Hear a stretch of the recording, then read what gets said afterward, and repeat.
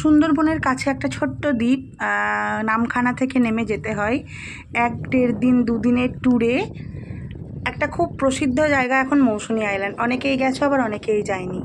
তো যারা গেছো তারা তো জানোই, কিন্তু যারা যাওনি, যাওয়ার প্ল্যান করছো, তো তাদের জন্য এখানকার থাকার ব্যবস্থা কেমন, খাওয়ার ব্যবস্থা কেমন, এই সমস্ত নিয়ে এই ছোট ভিডিওটা। খুবই শর্টে তোমরা দেখতে পাবে ভিডিওটাতে। তো প্রথমত জানিয়ে রাখি, নদী আর সমুদ্রের মিলনস্থল একটা জায়গা এটা। নামখানা থেকে যেতে হয়, সেটা তো আগেই বললাম। তো আমার তো ভালোই লেগেছে, কিন্তু বিচটা দেখতেই পাচ্ছ খুবই এরকম অবস্থা। আমরা বর্ষাকালের পরে গেছিলাম, আশা করি দুর্গাপুজোর আগে আগে। তো এরকম অবস্থা ছিল, নামাটা একটু কঠিন হয়ে যেত, কিন্তু শুনেছিলাম যে শীতকালে গেলে ভালো।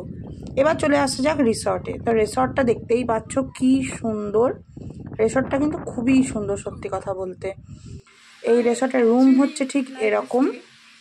সামনে যেহেতু সমুদ্র, আরও ভালো লাগছে। ভিউটা ভীষণ অসাধারণ। এই যে পুরো ভিউটা।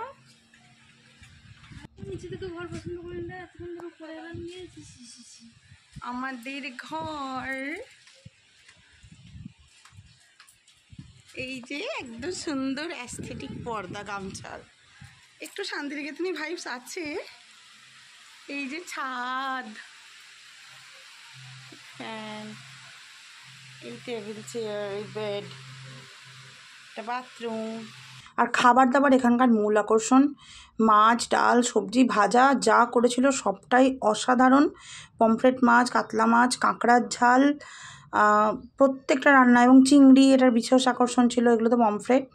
আর ভোলা মাছ ছিল, ওটা ছবি তোলা হয়নি। ওই ভাজা, মানে সবগুলোই অসাধারণ। আর সন্ধেবেলায় একটা যেটা আকর্ষণ, সেটা হচ্ছে এরকমভাবে গ্রিল চিকেন, কয়লার আগুনে শেখা। তো খুবই অনবদ্য অভিজ্ঞতা। আর যে রিসর্টটায় ছিলাম ওটার নাম মৌসুনী সিল্যান্ড। সবাই ভালো থেকো। আর খরচ খরচা মোটামুটিভাবে 2-2.5 হাজারের ভিতরে সমস্তটা ডান হয়ে যায়। আমার এখন আর পুরোপুরি টাকা হিসাবে মনে নেই, তবে আমাদের বাজেট ওই 2-2.5 হাজারের মধ্যেই ছিল। তো কেমন লাগলো আজকের ভিডিওটা? যদি ইনফরমেটিভ লেগে থাকে জানিও, আর সাবস্ক্রাইব করে দিও।